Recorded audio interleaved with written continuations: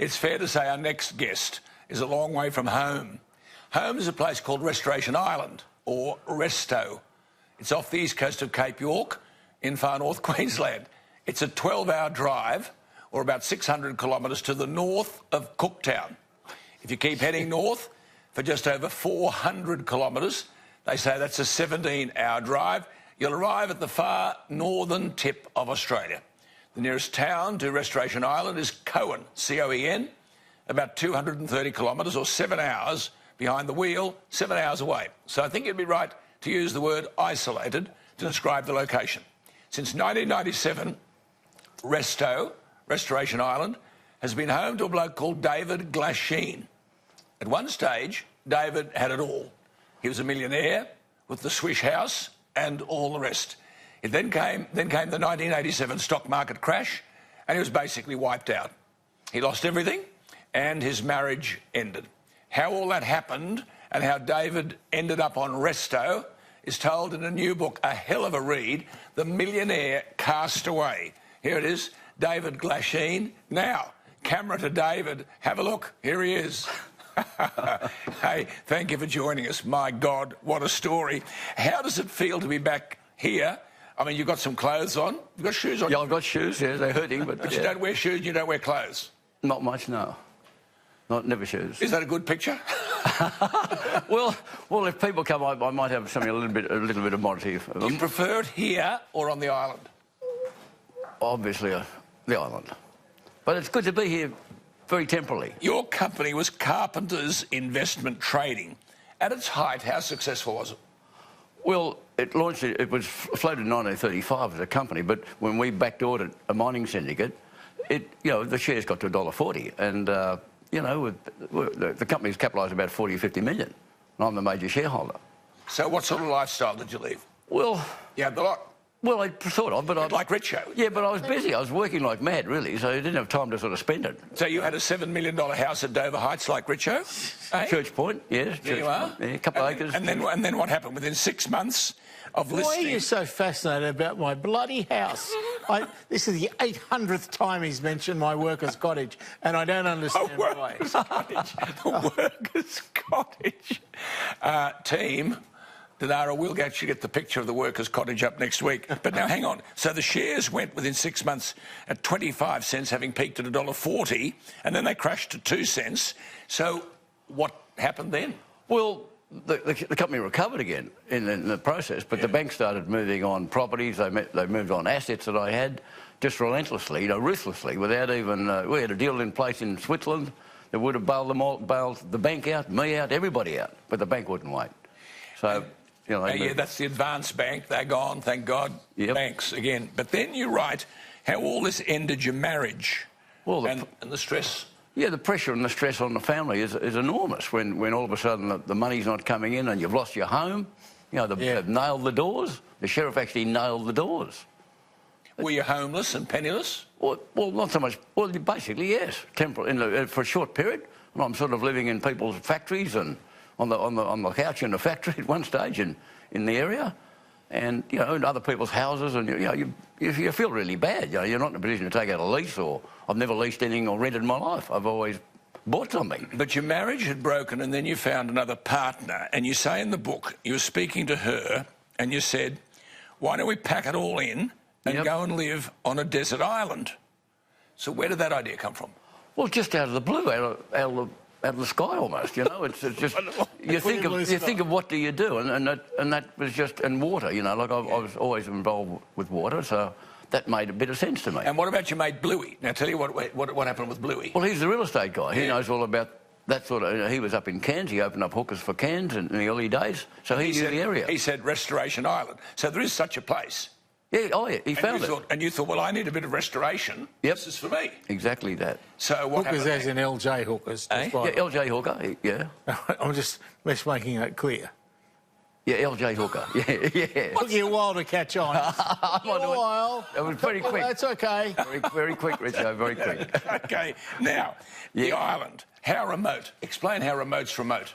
Well, it's an hour from the local Lockhart River Aboriginal community, all 40 k's by road. There's about 500 people there, and in our area itself, there's about 10 people.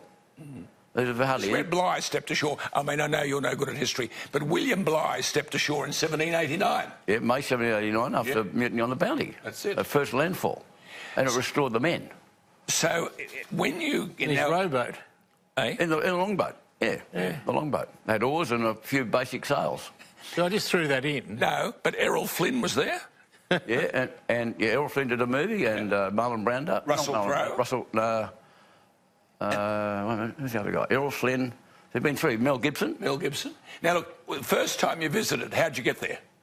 Well, we flew from Cairns to Lockhart River and got picked up in a four-wheel drive, and it's about 40 minutes, or just under an hour, basically, and then 15 minutes by boat. It's a mainland island, so we literally arrive in the mangroves on a little sandy point and someone's in a boat. So off we go, 15 minutes in a boat and you're there. But hang on. In the book, you said your first impression wasn't a good one, that you write, this place was a... Dump. Shit out. S-H-I-T-O-L-H-O-L-E. Well, it was like the local tip.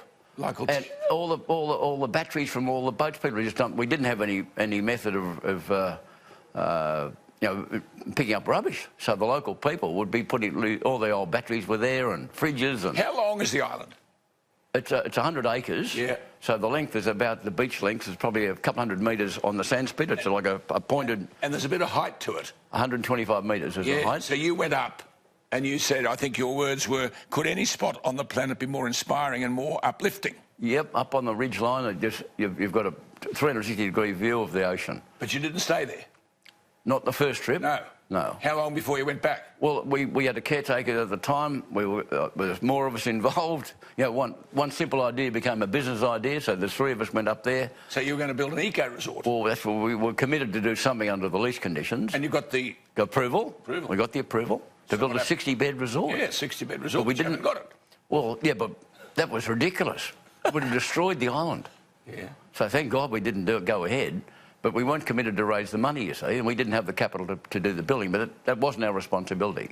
But so, on the island now, how many people? Me, one. One. And a dog. 30, a dingo. Now, you went there in May 1997, and you say in the book the plan was to stay a couple of weeks while you tried to negotiate approval for this big project. Start the mediation process. Because you said I never truly left. No, I never left. I went up there with a suitcase and then I went back and brought everything I had in Sydney in a lockup, and that was it. So I never left. To eat? What do you do? Oh, the suitcase was closed and just a couple of things. A small suitcase is all I brought. But in a given day, to eat, what do you do? Oh, fish. Yeah. I go to the beach, two baits, 2 beers, 5 minutes.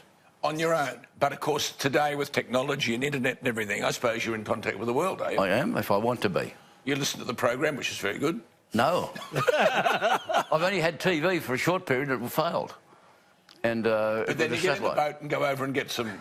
Yeah, I go to town when I need things. It might be every 3 or 4 weeks or someone coming. But you're fairly self-sufficient? More halfway. Halfway? Yeah, not quite. You and the dog? Yeah, but we need, water's the drawback. Yes. But I'm building more high-tech. But you've got aquifers and things there, haven't you? No, we store water. We store water in the wet. 120,000 litres. And where you live, is it a cabin? Is it a cottage? What is it? It's an old boat shed, basically, that was built before the war. And I've added bits on every sort of dimension, really. So but people viewing you now... It's an amazing story. It's amazing, isn't it? But people viewing you now, every other day here, there's a cyclone coming or there's a cyclone imminent and the winds are 130 kilometres an hour. What the hell do you do on a 100-acre island? Well, you hide in the shelter, which we've got, which is an old generator shed, which is concrete and stone.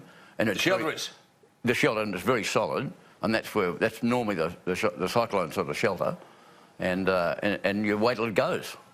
Do you ever get... So do you have the radio on all the time so you know of these things coming, or...? Oh, you can tell I know now by the animals. I can tell by the ants, and there's no birds. The birds disappear.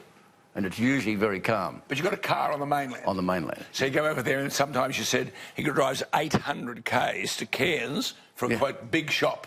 Oh, well, I either drive or get on a plane. But what do you do for money? Pension. I'm smart. Pension. I'm careful. I'm frugal. And you learn to be very smart with money. You stretch the money, you know. What's the weather like, though, typically? Does it under 20, we think it's freezing. It hardly ever gets under 20. And it really doesn't get much above late 30s. So, and it's mainly dry. It's called the dry tropics.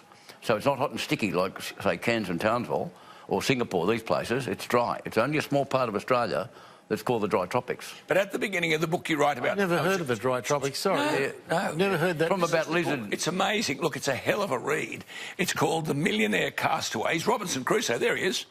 He's got a bit of gear on. But you start at the book, you talk about a cyclone coming. Yep. Well, we get notice, you see, like the airwaves pick up cyclones. You've got 2 days, basically, to get ready, because it doesn't move fast, and the slower they move, the bigger they are. And this particular one this year, we all got it wrong. But see, you're very articulate talking to us now, but I mean, how often do you get to talk to someone? Wet season, not much, because there's no one around, and the roads can be cut, so it's hard to go anywhere. But there's definitely no visitors, and my visitors are boat people, yachties. What happens if you get sick or injured? Well, I get in the boat and go to the mainland. If I've got really sick, well, like last time... You broke your hip. I broke my hip. Well, you know, I'd be... Without... The phone went off about 2 weeks later, I'd be dead, basically. Because there's no way I would have got in the tinny with a broken hip. Yeah. The pain would have given me a heart attack, I reckon. Now, listen, I mean, it sounds... a dream world, doesn't it? Restoration Island. But now, there are crocodiles. You write about crocodiles and venomous snakes killing 2 of your dogs, and then a dingo lived with you. Yep, still got it. I've got one now, new one, 1 year old, just turned 1. Beautiful dog. And that's my mate. What sort of snakes are they? Like taipans and things? Yeah, we normally don't get venomous snakes. They're on the mainland, and we don't have any we've never had mouses or melomys until a few years back, and there was like a rodent plague, was dry in the inland, and all of a sudden they'll come on a log or something, and all you need is a boy and a girl with mouses, and away they go. Mouses. Mouses. Mouses become mice, lots of them. David, at the end of the book, you say that if it's time to call it a day, you say to leave the island. Would you ever do that? No. No, I'll die there. Or take myself away, you know. Look, no one will know you're dead. Well, it doesn't matter. No, look, I mean, people are in contact, you know. There's an Aboriginal lady in town. If she doesn't see me every 2 weeks, she gets someone to find me. No. Sends one of the boys over, you know, Queenie. And you've thrown off all this material stuff, and he's just got peace of mind, eh? Yeah. I think we're envious of you. Well, you've got more than we have. Well, I think so. Good to talk to you. How long's that taken? Well, it was shaved about 4 years ago, I think, when I went to Laos. I had Christmas over there with a friend of mine. Isn't it wonderful? So I just had a moustache. First time ever, but it is a beautiful place. And you are an impressive man. It's heaven on earth. That's all I want to say to you. You are an impressive... Absolutely. And look, it's called, here it is, The Millionaire Castaway. And it says, the incredible story of how I lost my fortune but found new riches living on a deserted island. David Glasheen is a 21st century Robinson Crusoe. His story is wild, eccentric, romantic and sad. Dave changed my life, and maybe, just maybe, his story will change yours. Who's Ben Fogle? Incredible guy from England who's been back twice, and he's a really interesting guy. And, so what's happening now? You finish here, you sleep somewhere tonight, and then you're going back? Yeah, I'm going to Melbourne from here. To promote the book? More of this, and then to Adelaide, and then back to Brisbane, and then back to Cairns. And I want to build a healing retreat with the Aboriginal community. That's the plan. So, with them and helping us heal people in trouble. Lovely. Beautiful man. That's the idea. Good. Including ourselves. We both had a dear friend, James Killen, Sir James Killen, and he used to say, Alan, if that's not a good story, we are in trouble. And if that's not a good story, we are in trouble. Thanks, Dave. I remember him well. Thank you. He's a beautiful man. There he is, David Glasheen, and there's the book, The Millionaire Castaway.